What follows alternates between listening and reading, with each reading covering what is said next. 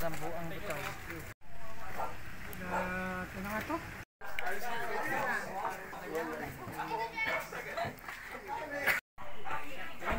Ay, mag-gusto tayo. Kumakain na. Sir!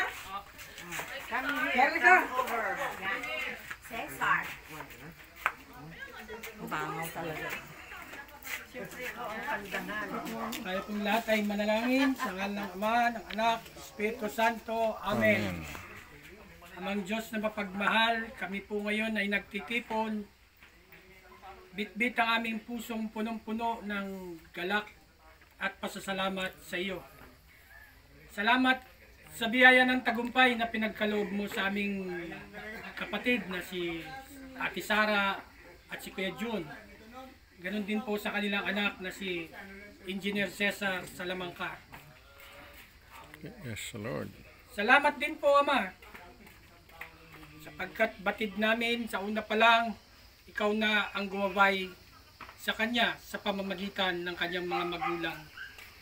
Kaya po nagbunga ang bawat puyat, bawat hirap na kanilang dinanas, at bawat luha na pumatak sa kanilang mga mata ay nagbunga ng tagumpay. Ama, sa susunod na yugto po ng aming anak na si Cesar, gabayan mo pa po siya kung saan man po siya palarin na siya po ay makapagtrabaho. Nawa sa pamamagitan po ng kanyang mga gawa ay mabanag ng kanyang kapwa. Hindi lang po siya magbigay ng literal na ilaw. Naway maging ilaw rin siya, bit-bit ang katapatan, ang kababaang loob na nasaksiyan niya sa kanyang mga magulang.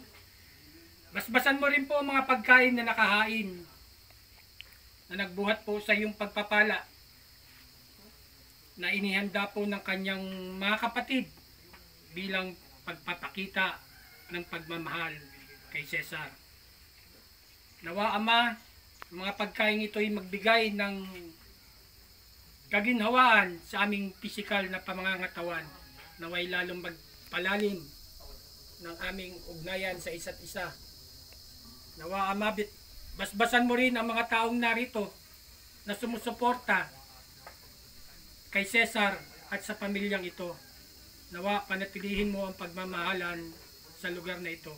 Ito ang samot dalangin namin sa iyo, Ama, pagkat ikaw ang aming Diyos, magpasawalang hanggan. Amen. Amen. Ama, Anak, Espiritu Santo. Amen. Congratulations, Electrical Engineer Cesar Salamangka.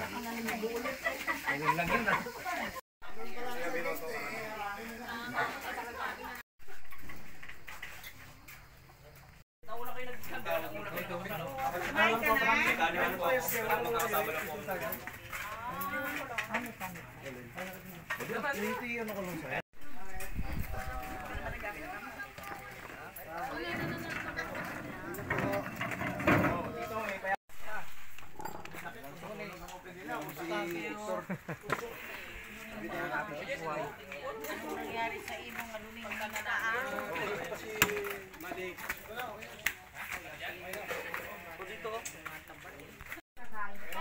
Nahirapan ka din, tatay.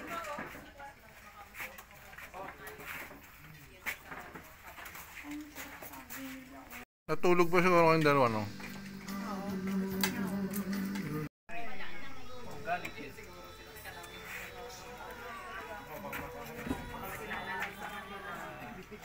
Nakakaano ka na ba dyan?